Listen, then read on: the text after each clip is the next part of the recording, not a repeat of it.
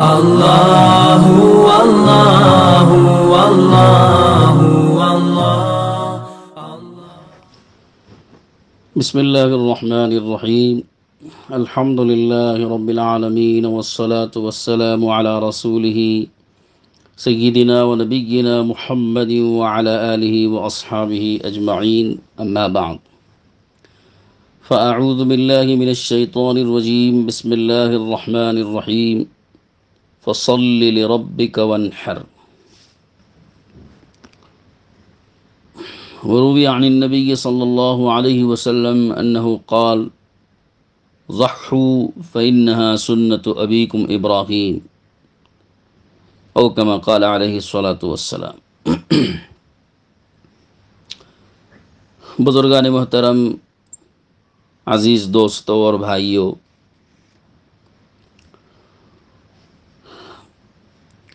یہ ذی الحجہ کا مہینہ ہے جو انتہائی مبارک مہینہ ہے، اور رمضان المبارک کے بعد سب سے زیادہ عبادت کے اعتبار سے اللہ کے نزدیک پسندیدہ ایام چل رہے ہیں، یعنی عشر ذی الحجہ۔ ان ایام میں جہاں بہت ساری عبادتیں ادا کی جاتی ہیں، ان میں ایک بڑی اور عظیم عبادت قربانی ہے، جس کے متعلق آپ سب حضرات جانتے ہیں کہ یہ حضرت ابراہیم علی نبینا علیہ الصلاۃ والسلام کی سنت ہے، جس کو اللہ تعالیٰ نے قیامت تک آنے والی امت میں زندہ رکھا ہے۔ اور یہ ایک واحد عمل، بلکہ دوسرا عمل ایسا ہے کہ جو انہی دنوں میں انجام دیا جاتا ہے، اور ان کے علاوہ کسی اور دن میں یہ عمل انجام نہیں دیا جا سکتا۔ ایک عمل تو حج بیت اللہ ہے کہ جو انہی ایام میں ادا ہو سکتا ہے، اور کسی دن میں، کسی مہینے میں اور کسی تاریخ میں یہ ادا نہیں کیا جا سکتا۔ اور دوسرا عمل قربانی ہے، جو انہی دنوں کے ساتھ خاص ہے، یعنی 10 ذی الحجہ ہے، 11 ہے اور 12 ہے۔ ان قربانی کے 3 دنوں میں قربانی کا عمل مخصوص ہے، اور ان 3 دنوں کے گزر جانے کے بعد یہ عمل ہم پورے سال کبھی انجام نہیں دے سکتے۔ اسی لیے علماء نے یہ بات فرمائی، بلکہ حدیث پاک بھی ہے کہ ان 3 دنوں میں قربانی والے عمل سے بہتر اور اس سے زیادہ افضل اور کوئی عمل نہیں ہے۔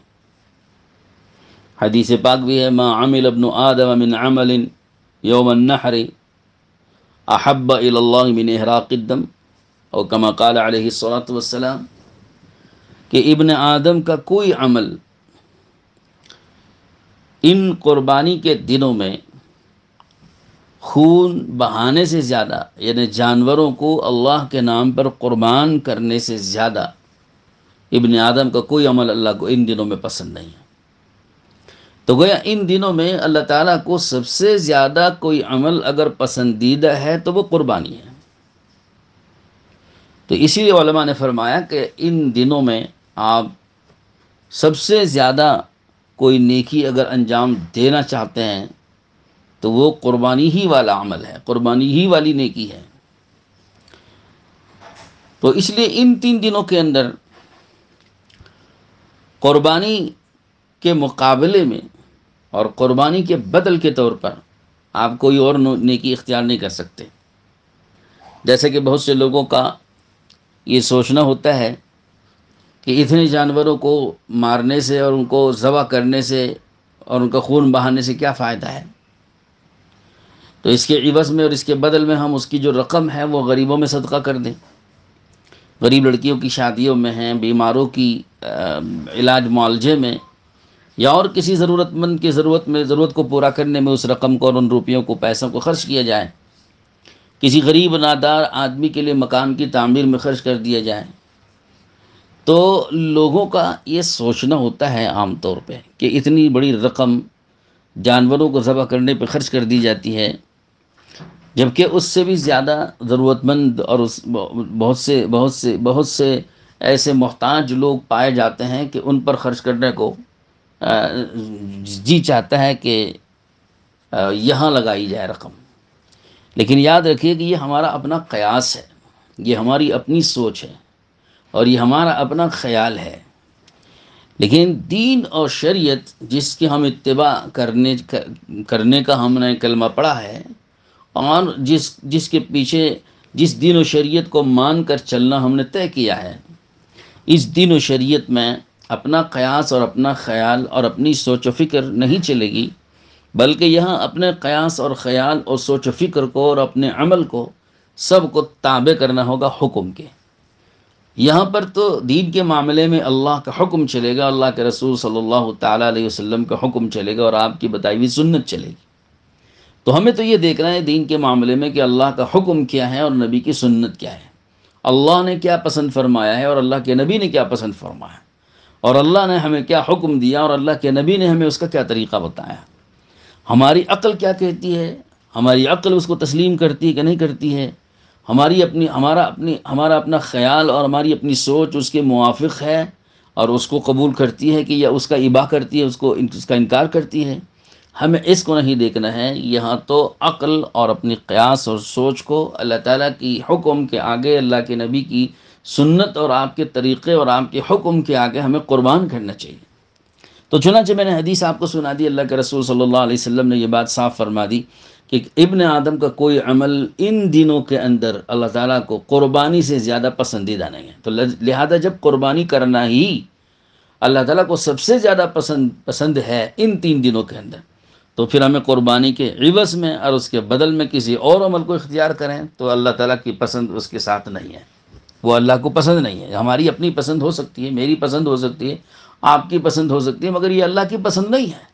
اللہ کی پسند یہ ہے کہ آپ ان 3 دنوں میں صرف قربانی ہی دیں گے. اللہ کی پسند یہ ہے کہ آپ ان 3 دنوں میں جانور ذبح ہی کریں گے. اللہ کی پسند یہ ہے کہ ان 3 دنوں میں آپ جانور کا خون اللہ کے نام پر بہائیں گے. یہی اللہ کا پسندیدہ عمل ہے، اور ہمیں اسی کو اختیار کرنا چاہیے جو اللہ تعالیٰ کا پسندیدہ عمل ہو. اس لیے کہ دین اور شریعت اللہ کے حکم پر چلنے کا نام ہے. تو جو چیز اللہ کو پسند ہے اس کو اختیار کرنے سے ہی اللہ کے دین پر چلنا ہوگا. اپنی پسند پر چلنے کا نام دین نہیں ہے. تو غرض ان 3 دنوں کے اندر قربانی ہی سب سے زیادہ محبوب عمل ہے. تو جتنا زیادہ جانور قربان کر کے اللہ کو خوش کیا جا سکتا ہو، اور جتنا زیادہ جانور کی قربانی دے کر اور جانور کا خون بہا کر اللہ کے نام پر اللہ کو راضی کیا جا سکتا ہو، اس سے ہمیں دریغ نہیں کرنا چاہیے، اور اس میں ہمیں کوئی کسر نہیں اٹھانی چاہیے اور کوئی کمی نہیں کرنی چاہیے. ہاں، دیگر جتنے اعمال ہیں، غریبوں پر خرچ کرنا ہے، بیواؤں پر، یتیموں پر، اپاہجوں پر، مسکینوں پر، مریضوں پر، محتاجوں پر ان کے مکان بنانا یا ان کے کپڑوں کا، ان کے کھانے کا اور ان کی ضرورتوں کا انتظام کرنا، کہ یہ وہ نیکی ہیں جس کے لیے آپ کو پورے سال بھر کا وقت ملا ہوا ہے. آپ سال بھر یہ کام کیجیے، سال بھر آپ یہ کام کر سکتے ہیں، اور یقیناً پورے سال بھر میں یہ نیکی سب سے بڑی بھی ہوگی. ان غریبوں کی اور محتاجوں اور مسکینوں کی دیکھ ریکھ کرنا اور ان کی تیمارداری اور ان کی حاجت روائی کرنا، یہ ظاہر سی بات ہے کہ پورے سال بھر میں یہی افضل ہے، قربانی کرنے سے زیادہ افضل ہے. لیکن قربانی کے دنوں میں قربانی ہی افضل ہوگی. تو غرض ایک تو بات مجھے آپ سے یہی عرض کرنی تھی کہ اللہ رب العزت نے ان دنوں کو مخصوص فرمایا ہے قربانی کے لیے. تو جس عمل کو جن ایام کے لیے اللہ تعالیٰ نے مخصوص فرمایا ہو، ان ایام میں وہی عمل کرنا چاہیے، دوسرا عمل اختیار نہیں کرنا چاہیے. دوسری بات یہ ہے کہ قربانی کا یہ عمل، اس کا حکم اور اس کا درجہ کیا ہے. ہمارے نزدیک قربانی واجب ہے. ہر صاحب نصاب پر قربانی واجب ہے. جو شخص صاحب نصاب ہو، صاحب نصاب کا مطلب یہ ہے کہ 52.5 تولہ چاندی اور 7.5 تولہ سونا، ان دونوں میں سے کسی بھی ایک نصاب کو آدمی پہنچ جائے. تو ظاہر سی بات ہے کہ اس وقت میں چاندی کی قیمت کم ہے، تو جلدی سے آدمی 52.5 تولہ چاندی کی قیمت کا مالک بن سکتا ہے اور صاحب نصاب ہو جائے گا. علماء نے چاندی کے معیار پر ہی آدمی کو صاحب نصاب قرار دیا ہے. فقہ سیمینار اس سے پہلے بہت ہو چکے ہیں. کوئی اگر سونے کو معیار بنا رہے ہیں تو وہ علماء کا متفقہ فیصلہ نہیں ہے، وہ ان کی اپنی رائے ہو سکتی ہے، لیکن چاندی کا جو نصاب ہے اس نصاب اور اس معیار سے آدمی کو صاحب نصاب سمجھا جائے گا۔ اور آج کل 52.5 تولہ چاندی کی جو قیمت ہے، یعنی 52.5 تولہ چاندی گرام کے حساب سے 612 گرام 360 ملی گرام بنتی ہے، اور اس کی قیمت موجودہ جو ہے ابھی آج کل جو چل رہی ہے اس حساب سے 42,500 روپے ہیں۔ ہاں، 42,500 روپے، 42,500 روپے کے لگ بھگ بنتی ہے 52 تولہ چاندی کی قیمت۔ تو لہٰذا جو شخص 42,500 روپے کا مالک ہے، 42,500 روپے کی ملکیت کا مالک ہے، اس ملکیت کو پورا کرنے کے لیے اس کی ضرورت سے زائد سارا سامان شامل کیا جائے گا نصاب میں۔ ضرورت سے زائد کپڑے، ضرورت سے زائد سواری، ضرورت سے زائد مکان، ضرورت سے زائد فرنیچر، یہ سب شامل کر کے اگر اور کیش اماؤنٹ ہے، سونا ہے، چاندی ہے، یہ ساری چیزیں ملا کر 42,500 روپے کی مالیت ہو جاتی ہے، تو وہ آدمی صاحب نصاب ہے، اس پر قربانی واجب ہے۔ اور سال بھر گزرنا بھی اس مال پر ضروری نہیں ہے، تو قربانی ہمارے نزدیک واجب ہے۔ اور یہ واجب ہونا کس سے سمجھ میں آتا ہے؟ میں نے قرآن کی آیت پڑھی تھی، فَصَلِّ لِرَبِّكَ وَانْحَرْ، یہ سورہ کوثر کی آیت ہے، سب جانتے ہیں۔ اس آیت کی تفسیر میں علماء نے یہ لکھا ہے کہ صلی لربک وانحر کا مطلب ہے صلی صلاۃ العید وانحر البدن بعدها، کہ صلاۃ العید، نماز عید ادا کرو اور اس کے بعد جانور کی قربانی دو۔ تو لہذا یہ جانور کی قربانی دینا ہی مراد ہے قربانی کے ایام میں اس آیت کی تفسیر میں۔ تو اس آیت کا مطلب یہ ہوا کہ جانور کی قربانی دو۔ تو قربانی دو یہ امر کا صیغہ ہے، حکم ہے، اور مطلق الامر للوجوب فی حق العمل، صاحب بدائع الصنائع نے فرمایا کہ جب امر مطلق آئے کسی قرینے کے بغیر، اس میں کوئی قرینہ نہیں ہے، تو اس صورت میں وہ امر اور حکم وجوب کے معنی میں لیا جائے گا۔ تو لہذا ونحر یہاں پر جو امر کا صیغہ ہے بغیر کسی قرینے کے آنے کی وجہ سے یہ وجوب پر محمول کیا جائے گا، تو اس سے قربانی کرنا واجب ثابت ہوتا ہے۔ اس کے علاوہ حضور اکرم صلی اللہ علیہ وسلم سے روایات بھی ایسی موجود ہیں۔ چنانچہ ایک روایت میں نے پڑھی تھی آپ کے سامنے،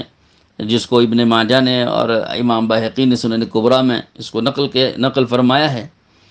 ابن ماجہ کی روایت 3127 نمبر کی ہے، سنن بہقی میں جلد نمبر 9 اور صفحہ نمبر 261 پر یہ روایت موجود ہے۔ اللہ کے نبی صلی اللہ علیہ وسلم نے فرمایا کہ ضحوا فإنها سنت ابیکم ابراہیم، کہ تم قربانی دیا کرو، یہ اس لیے کہ یہ تمہارے باپ ابراہیم علیہ السلام کی سنت ہے۔ اب اس میں جو آپ نے فرمایا کہ ضحوا امر کا صیغہ ہے، یہی بات ہے یہاں بھی وہی بات ہے جو قرآن کی آیت کی تفسیر کے ذیل میں ذکر کی گئی، کہ جب امر کا صیغہ ہے، حکم آ رہا ہے اور اس میں کوئی قرینہ نہیں پایا جاتا ہے،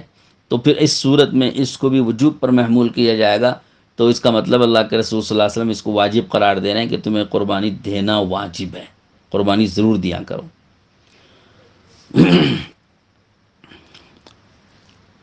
اس کے علاوہ اور بھی کچھ روایات ہیں جس میں قربانی نہ کرنے پر وعید آئی ہوئی ہے۔ چنانچہ آپ صلی اللہ علیہ وسلم نے فرمایا کہ من لم یضحی فلا یقربن مصلانا، کہ جو قربانی نہ دے وہ ہمارے عیدگاہ کے قریب ہی نہ آئے۔ اب یہ جو وعید ہے سخت وعید ہے۔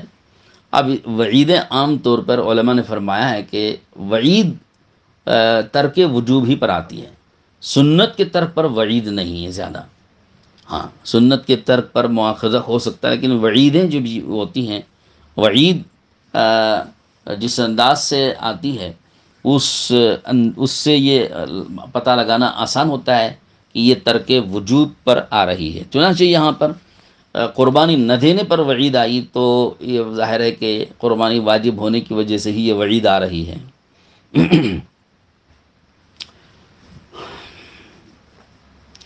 اور اسی طرح آپ صلی اللہ علیہ وسلم نے ایک روایت میں فرمایا ہے کہ من ذبح قبل الصلاۃ فلیعد اضحیتہ، جو نماز سے پہلے قربانی دے دے اس کو چاہیے اپنی قربانی لوٹائے، قربانی دوبارہ دے۔ دیکھیے اگر قربانی واجب نہ ہوتی تو لوٹانے کا حکم نہ دیا جاتا نا، تو اس سے پتہ چلتا ہے کہ یہ قربانی واجب ہے، اسی لیے آپ علیہ السلام قربانی نماز سے پہلے دی جانے والی قربانی کو لوٹانے کا حکم دے رہے ہیں۔ تو جو چیز واجب ہوتی ہے اسی کو لوٹانے کا حکم دیا جاتا ہے، اگر وہ واجب نہ ہوتی تو اس کو لوٹانے کا حکم نہ دیا جاتا، لوٹانا بھی واجب نہ ہوتا۔ تو یہ چند روایات اور احادیث ہیں جس سے پتہ چلتا ہے کہ قربانی دینا واجب ہے۔ بعض حضرات اس کو سنت قرار دیتے ہیں، اور ان کی دلیل یہ ہوتی ہے کہ حضور صلی اللہ علیہ وسلم نے فرمایا فَإِنَّهَا سُنَّةُ أَبِيكُمْ، تو سنت قرار دیا حضور صلی اللہ علیہ وسلم نے۔ تو یاد رکھیے کہ یہ سنت کہنے کا مطلب طریقہ ہے، یہ حکم شرعی اصول اور شرعی اصطلاح کے معنی میں یہاں سنت کا لفظ نہیں لیا گیا، بلکہ طریقے کے معنی میں لیا گیا ہے کہ یہ طریقہ ہے اور راستہ ہے، تمہارے نبی حضرت ابراہیم علیہ السلام کا طریقہ ہے۔ تو آپ علیہ السلام نے طریقہ بتانے کے لیے اس کو بیان کیا ہے۔ شرعی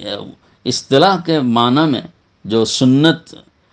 جس معنی میں بولا جاتا ہے لفظ سنت کا، اس معنی میں آپ علیہ السلام نے یہ لفظ استعمال نہیں فرمایا۔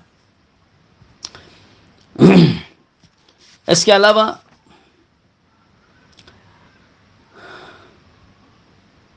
قربانی کے سلسلے میں ایک اور سنت ہونے کے سلسلے میں، واجب نہ ہونے کے سلسلے میں بعض حضرات یہ بھی دلیل دیتے ہیں کہ حضرت ابوبکر و عمر رضی اللہ عنہما نے 1 سال یا 2 سال آپ نے قربانی جانور ذبح نہیں کیا تھا، تو اس سے بھی پتہ چلتا ہے کہ انہوں نے جب ترک کیا ہے بعض سالوں میں قربانی کو، تو اسی لیے ترک کیا ہے کہ واجب نہیں تھی، لیکن اس میں کوئی دلیل نہیں پائی جاتی۔ ترک کرنا اس وجہ سے بھی تو ہو سکتا ہے کہ ان کے اوپر قربانی واجب تھی ہی نہیں، اس لیے ترک کیا۔ اس لیے کہ حضرت ابوبکر بھی حضرت عمر رضی اللہ عنہما بھی خلافت کے جس زمانے میں آپ زندگی گزارتے تھے تو ان کو بیت المال سے وظیفہ ملتا تھا، اور آپ جانتے ہیں، سبھی جانتے ہیں کہ ان حضرات کو بیت المال سے اتنا بھی وظیفہ نہیں ملتا تھا کہ جو ان کی زندگی کے لیے کفایت کر سکے۔ تو جب ان کا وظیفہ ان کی اپنی ضروریات کے لیے بھی کافی نہیں ہوتا تھا تو صاحب نصاب ہونے کا کیا مطلب ہوگا؟ صاحب نصاب ہونا تو دور کی بات ہے۔ تو لہذا انہوں نے اس لیے نہیں قربانی دی کہ وہ صاحب نصاب تھے ہی نہیں، تو جب صاحب نصاب ہوتے تو ضرور قربانی دیتے، تو ان کا ترک کرنا قربانی کو صاحب نصاب نہ ہونے کی وجہ سے تھا۔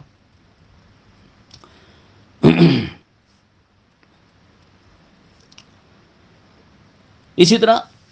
اور بھی حضرت ابو مسعود انصاری رضی اللہ عنہ کا قول بھی ذکر کرتے ہیں، لیکن حضرت ابو مسعود انصاری رضی اللہ عنہ کے متعلق علماء نے یہ احتمال ذکر کیا ہے کہ ان پر قرضہ تھا، اور قرضہ ان کے اپنے مال سے زیادہ تھا، اس لیے انہوں نے قربانی نہیں دی، کیونکہ قربانی اگر صاحب نصاب آدمی ہو، قرض میں پورا نصاب گھرا ہوا ہو، تو قربانی اس پر واجب نہیں ہوتی ہے۔ تو ایک تو یہ مسئلہ، دوسرا یہ مسئلہ ہو گیا۔ اب تیسرا مسئلہ آپ کے سامنے یہ بیان کرنا ہے کہ ایک جانور، بکرا یا بکری یا دمبا یا دمبی، یہ ایک بکرا ایک آدمی کی طرف سے، ایک گھر کے ایک فرد کی طرف سے تو کافی ہوگا، لیکن گھر کے سارے افراد کی طرف سے یا سارے خاندان کی طرف سے ایک بکرا ذبح کرنا صحیح نہیں ہے، اس سے قربانی ادا نہیں ہوگی۔ ایک بکرا ایک آدمی کی طرف سے، ایک بکرا ہو یا بکری ہو، دمبا ہو یا دمبی ہو، وہ ایک آدمی کی طرف سے۔ البتہ بڑے جانور ہیں، گائے ہے اور بھینس ہے، بیل ہے، اونٹ ہے، تو ان کی جو قربانیاں ہیں وہ 7 آدمیوں کی طرف سے دی جا سکتی ہیں، اس میں 7 آدمی شریک ہو سکتے ہیں، 7 سے کم بھی شریک ہو سکتے ہیں، لیکن زیادہ سے زیادہ 7 آدمی شریک ہوں گے۔ اور یہ حضور اکرم صلی اللہ علیہ وسلم سے اس بات کا ثبوت ملتا ہے کہ آپ علیہ السلام نے فرمایا کہ البقرۃ عن 7 البدنۃ عن 7۔ حضرت جابر رضی اللہ عنہ کی روایت ہے کہ نحرنا مع رسول اللہ صلی اللہ علیہ وسلم البدنۃ عن 7 والبقرۃ عن 7۔ امام مالک نے اپنی موطا میں، اور امام احمد نے اپنی مسند میں، امام مسلم نے اپنی صحیح مسلم میں، امام ابو داؤد، امام ترمذی، ابن ماجہ رحمہم اللہ، ان سب حضرات نے یہ حدیث ذکر فرمائی ہے۔ اور اس کے علاوہ ایک بکری کا ایک آدمی کی طرف سے ہونا، یہ روایت حضرت عبداللہ بن عمر رضی اللہ عنہما سے ہے، الشاۃ عن واحد، صاحب اعلاء السنن نے اس حدیث کو ذکر فرمایا ہے کہ الشاۃ عن واحد، کہ بکری ایک آدمی کی طرف سے دی جائے گی۔ جب صحابی رسول سے یہ بات ثابت ہے کہ ایک بکری ایک جانور ایک آدمی کی طرف سے دی جائے گی، اور خود اللہ کے رسول صلی اللہ علیہ وسلم نے جب جانور ذبح فرمایا ہے تو آپ نے ایک بکرا اپنی طرف سے ذبح کیا اور ایک بکرا آپ نے پوری امت کی طرف سے ذبح کیا، تو آپ صلی اللہ تعالیٰ علیہ وسلم نے اپنے گھر کے سارے لوگوں کو شریک نہیں فرمایا نا، اپنی طرف سے قربانی دی، ایک بکرے کو صرف اپنی طرف سے قربان کیا۔ اب ایک بکرا پوری امت کی طرف سے قربان کرنا در حقیقت وہ ثواب میں ساری امت کو شریک کرنا تھا۔ یہ نہیں مطلب ہے کہ آپ صلی اللہ علیہ وسلم نے اگر پوری امت کی طرف سے ایک بکرا قربان کر دیا ہے تو پوری امت پر سے قربانی ساقط ہو جانی چاہیے۔ اگر ایک بکرا پوری امت کی طرف سے کافی ہو گیا تھا حضور اکرم صلی اللہ تعالیٰ علیہ وسلم کی اس قربانی کی وجہ سے، تب تو پھر پوری امت پر سے قربانی ساقط ہو جانا چاہیے تھا۔ لیکن آپ جانتے ہیں کہ حضور صلی اللہ علیہ وسلم کی پوری امت کی طرف سے ایک جانور کی قربانی کرنے کے باوجود بھی صحابہ نے اپنی اپنی قربانیاں دی ہیں، اور پھر پوری امت اس وقت سے آج تک قربانی دیتی چلی آ رہی ہے۔ تو حضور اکرم صلی اللہ علیہ وسلم کا پوری امت کی طرف سے قربان کرنے کا معنی اگر یہ ہے کہ پوری امت کی طرف سے ایک جانور کافی ہو جاتا ہے تو پھر پوری امت کی طرف سے وہ قربانی ساقط ہو جاتی، لیکن ایسا کوئی ثبوت نہیں ملتا کہ صحابہ کرام نے حضور کی اس قربانی دینے کے باوجود، حضور کی اس قربانی دینے کی وجہ سے دوسرے صحابہ کرام نے اس سال قربانی نہ دی ہو، ایسا کوئی ثبوت نہیں ملتا ہے۔ پھر دوسری بات یہ سمجھنا چاہیے کہ اس میں سارے کے سارے علماء نے، جمہور ائمہ اور جمہور علماء سب یہ کہتے ہیں کہ بکرا یہ ایک آدمی کی طرف سے ادا ہو سکتا ہے، ایک سے زیادہ کی طرف سے جائز نہیں ہے۔ اور اسی طرح سے صاحب بنایا نے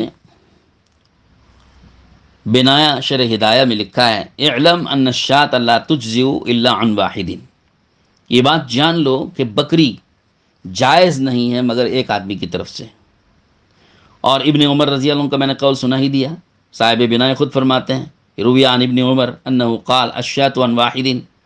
کہ عبداللہ ابن عمر سے مروی ہے کہ آپ نے فرمایا کہ بکری ایک آدمی کی طرف سے دی جائے گی۔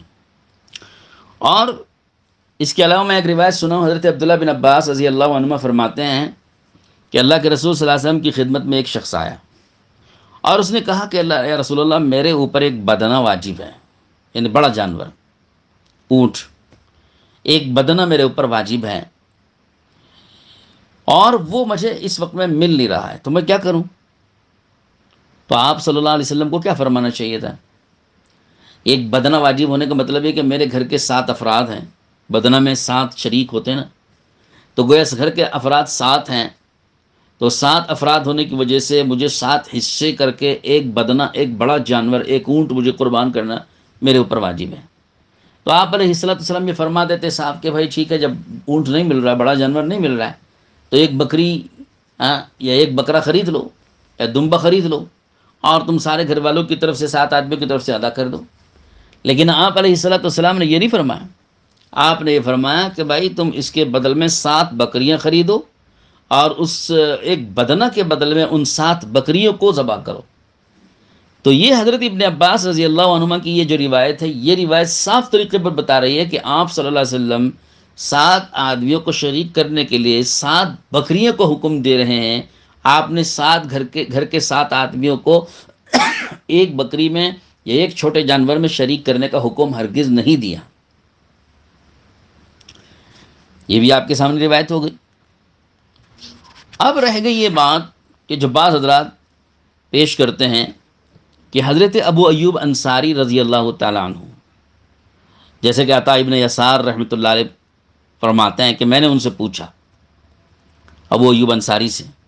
کہ رسول اللہ صلی اللہ علیہ وسلم کے زمانے میں آپ لوگ قربانیاں کس طرح دیتے تھے؟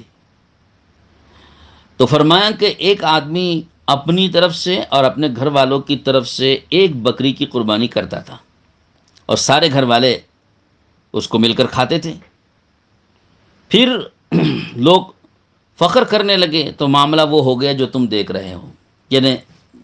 بہت زیادہ قربانیاں ہونے لگی۔ تو یہ ایک روایت ہے، سب سے زیادہ اس کو پیش کیا جاتا ہے، ابن ماجہ کی روایت ہے، اور اس روایت کو پیش کر کے بعض لوگ یہ کہتے ہیں کہ جو حضرت ابو ایوب انصاری نے اپنا حضور صلی اللہ علیہ وسلم کے زمانے کا اپنا عمل یہ بتایا کہ ہم ایک بکری قربان کرتے تھے، سب گھر والوں کی طرف سے، اور سب گھر والے مل کے کھاتے تھے۔ تو اس کو پیش کر کے یہ کہتے ہیں یہ حضرات، یعنی ہمارے جو غیر مقلد حضرات ہیں،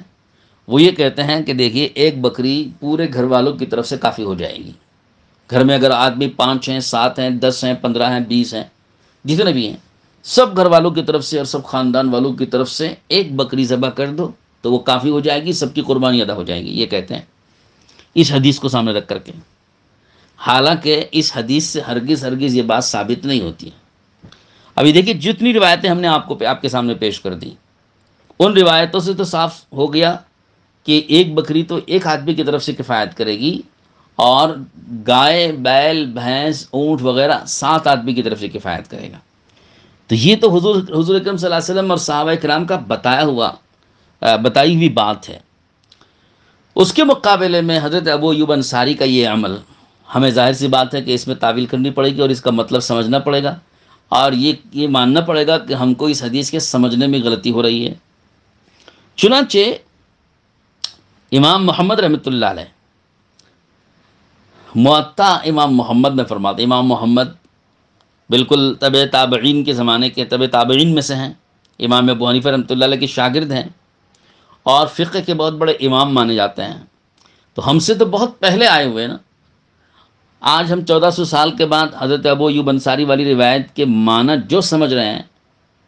امام محمد رحمۃ اللہ علیہ نے ہم سے اچھے سمجھے ہوں گے، جبکہ ہم سے 1300 سال پہلے وہ پیدا ہوئے ہیں۔ تو ہمارے اور ان کے درمیان میں 1300 سال کا فرق ہے۔ تو جو حدیث ان کے پاس پہنچی ہے تو ان حدیثوں کو ہم سے زیادہ انہوں نے سمجھا ہوگا۔ چنانچہ امام محمد رحمۃ اللہ علیہ فرماتے ہیں کہ کان الرجل محتاجا فیذبح الشاة الواحدة یضحی بها عن نفسه فیأکل ویطعم اہلہ۔ امام محمد رحمۃ اللہ علیہ فرماتے ہیں کہ اس زمانے میں عام طور پر محتاجگی تھی، تنگیاں تھیں، اور ہر آدمی صاحب نصاب نہیں ہوتا تھا۔ گھر کا ایک بڑا آدمی جو سربراہ ہوتا تھا وہی صاحب نصاب ہوتا ہے، اور آج کے دور میں بھی اسی زمانے کی کیا بات، آج کے دور میں بھی یہی ہوتا ہے۔ گھر کا جو بڑا آدمی ہوتا ہے، جو سربراہ ہوتا ہے، وہی صاحب نصاب ہوتا ہے۔ ہر فرد صاحب نصاب نہیں ہوتا۔ باپ صاحب نصاب ہے، باقی بیوی بچے سب اس کے تابع ہوتے ہیں، ان میں سے کوئی بھی صاحب نصاب نہیں، کسی کے پاس مال نہیں ہوتا ہے۔ تو یہ تو آج کے دور میں بھی ہے۔ تو وہ تو صحابہ کا زمانہ تھا جو تنگیوں کا زمانہ تھا۔ تو امام محمد فرماتے ہیں کہ عام طور پر لوگ محتاج ہوتے تھے، اور ان کے پاس نصاب کے بقدر مال نہیں ہوا کرتا تھا۔ اکا دکا آدمی گھر کا وہ صاحب نصاب ہوتا تھا، اور وہ اپنی قربانی جو واجب قربانی ہے وہ قربانی دیتا تھا، اور اپنی گھر کے سارے لوگوں کو اس کے گوشت میں شریک کر لیتا تھا، سب کو یعنی کھلاتا تھا۔ اپنی طرف سے اس نے قربانی دی اور سارے گھر والوں نے مل کے کھایا۔ تو فرماتے ہیں کہ یذبح الشاة الواحدہ، ایک بکری وہ قربان کرتا تھا، اس کی قربانی دیتا تھا اپنی طرف سے، اور خود بھی کھاتا تھا، اور اپنے سارے گھر والوں کو لے کے کھلاتا تھا۔ تو لہذا حضرت امام محمد فرماتے ہیں کہ ابو ایوب انصاری رضی اللہ عنہ کا یہی مقصود ہے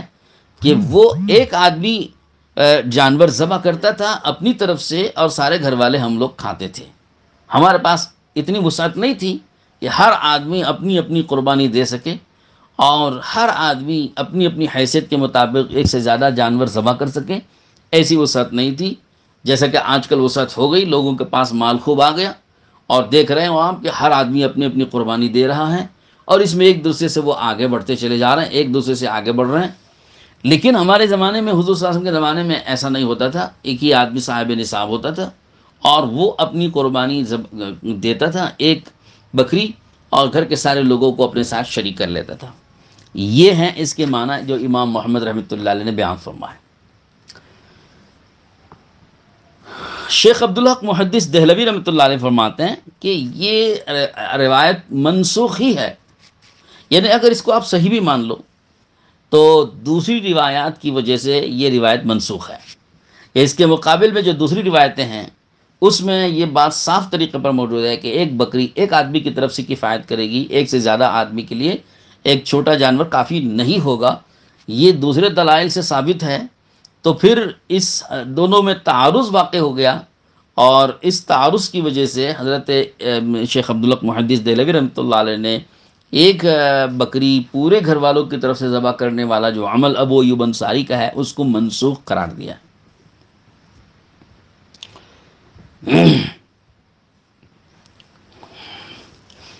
ایک قیاس والی بات بھی میں عرض کروں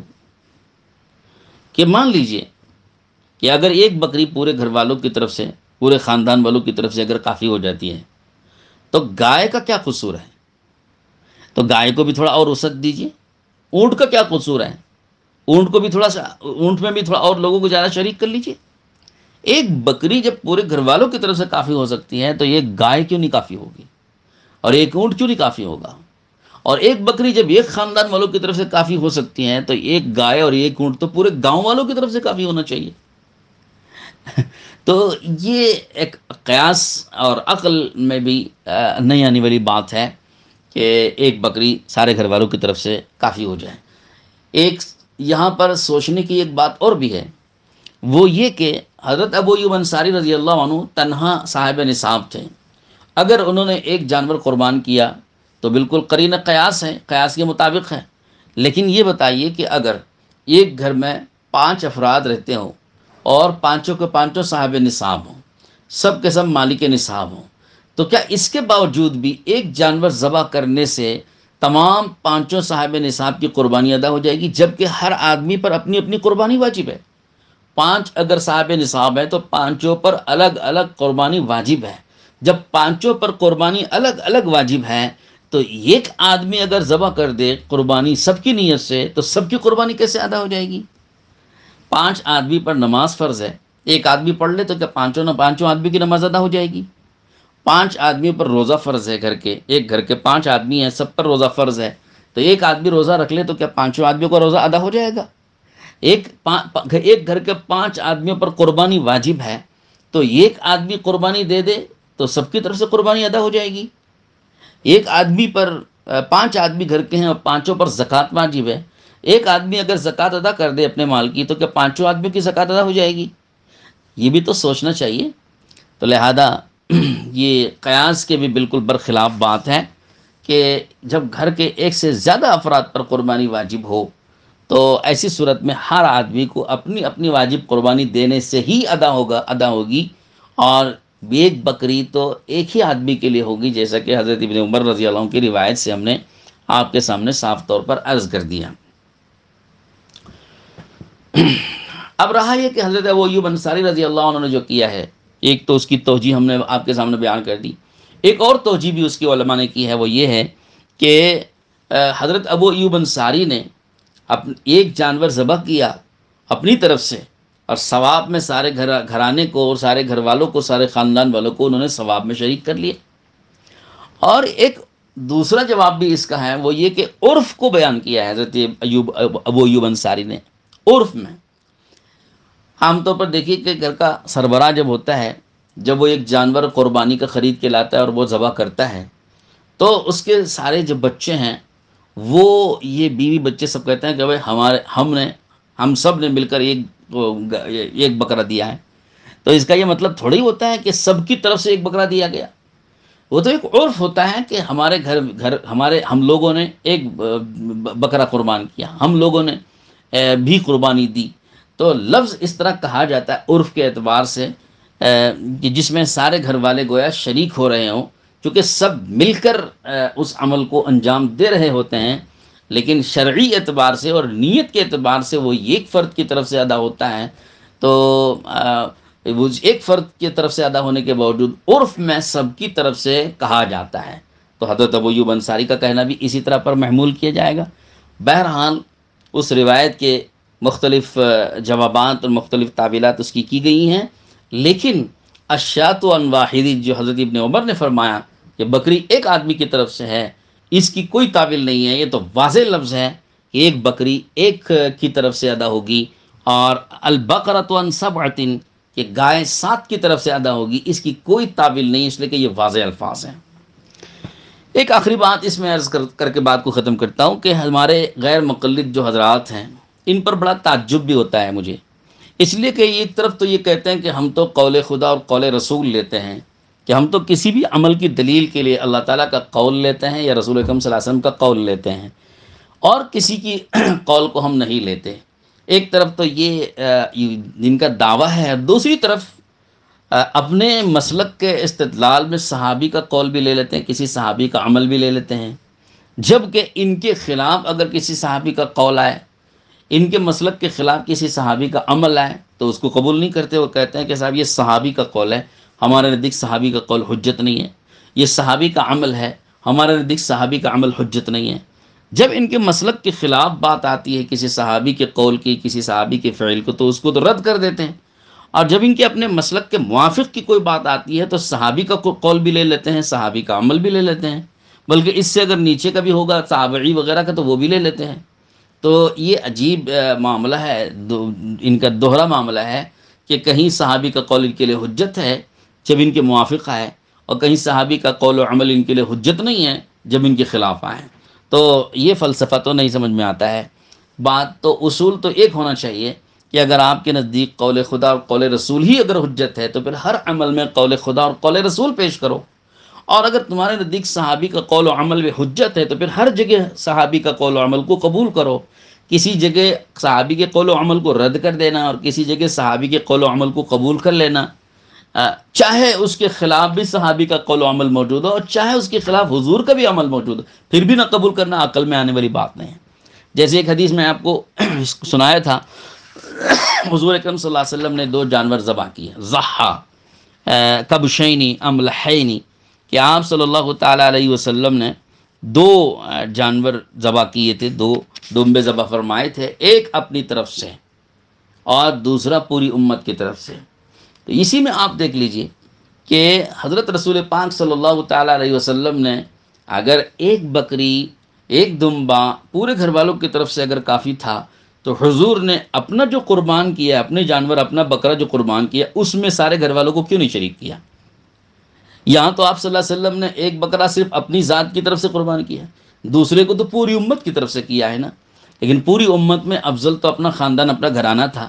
اور اپنے گھرانے کو اگر شریک کرنا تھا تو آپ صلی اللہ علیہ وسلم اپنی قربانی میں شریک کر کے بتاتے نا۔